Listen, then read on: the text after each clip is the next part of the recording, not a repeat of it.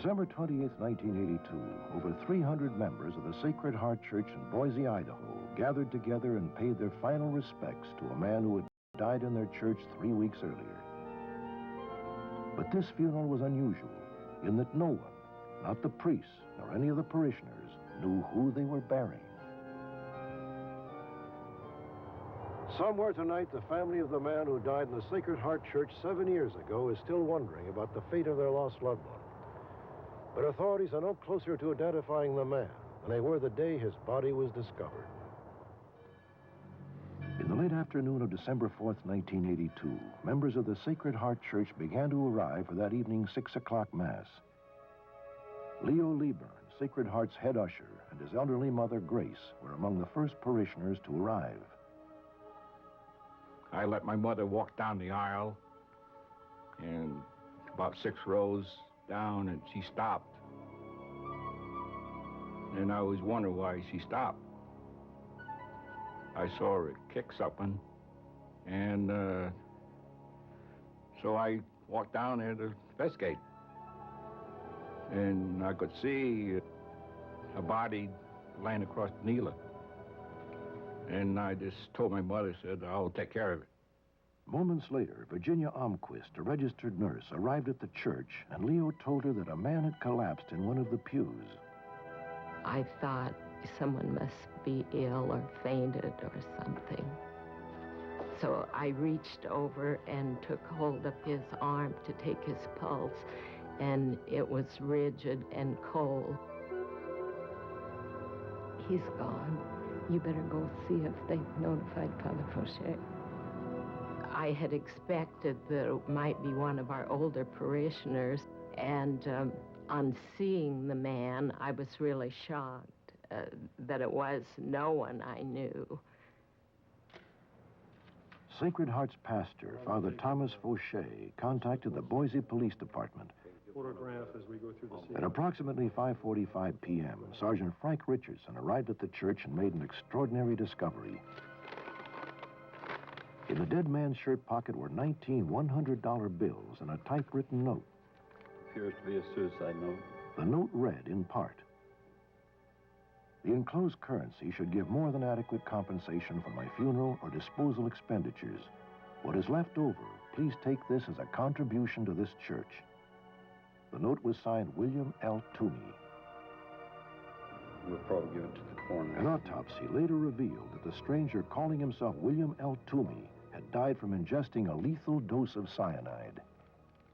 The dead man was dressed in Western-style clothing. His belt was brown leather with a large buckle displaying a Mexican 100-peso coin in the center. Around his neck was a bolo-type tie made of turquoise and silver. Inside the stranger's rear pocket, Sergeant Richardson found a wallet. All items of personal identification had been removed. We could tell from the worn spots on the wallet and everything that it had to have been crammed full of information.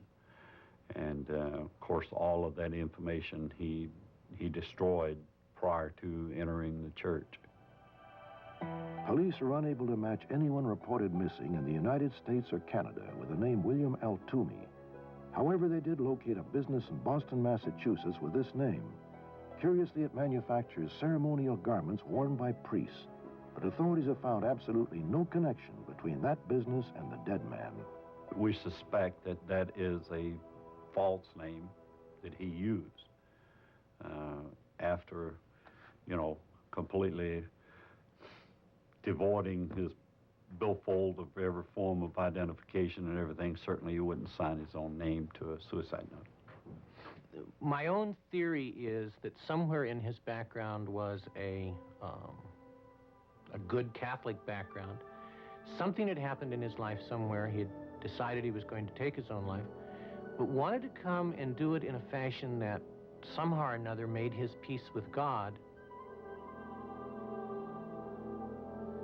and also took him away from his own family having to deal with him. And he knew that if he came to a church, he would be taken care of.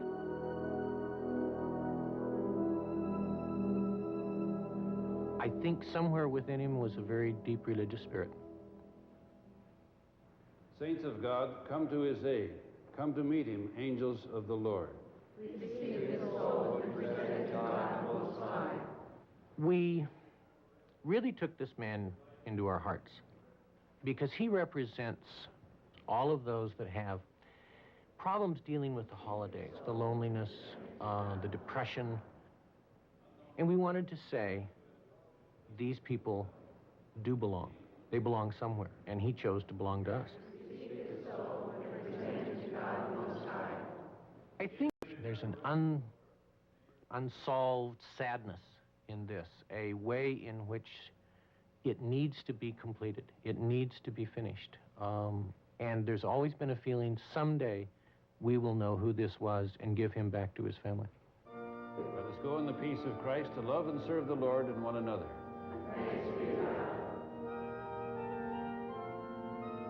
Today, members of the Sacred Heart Church still wonder who it was they buried on that cold winter day over 7 years ago.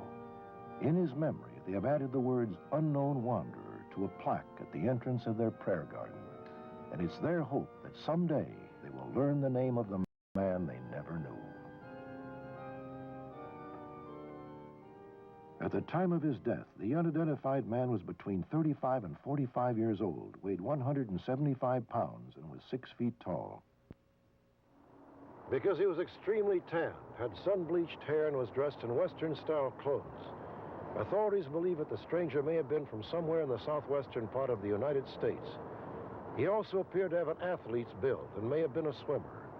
If you have any information that can help identify this man and end his family's anguish, please contact the Ada County Coroner's Office, the Sacred Heart Church, or the Police Department, all in Boise, Idaho, or call your local law enforcement agency.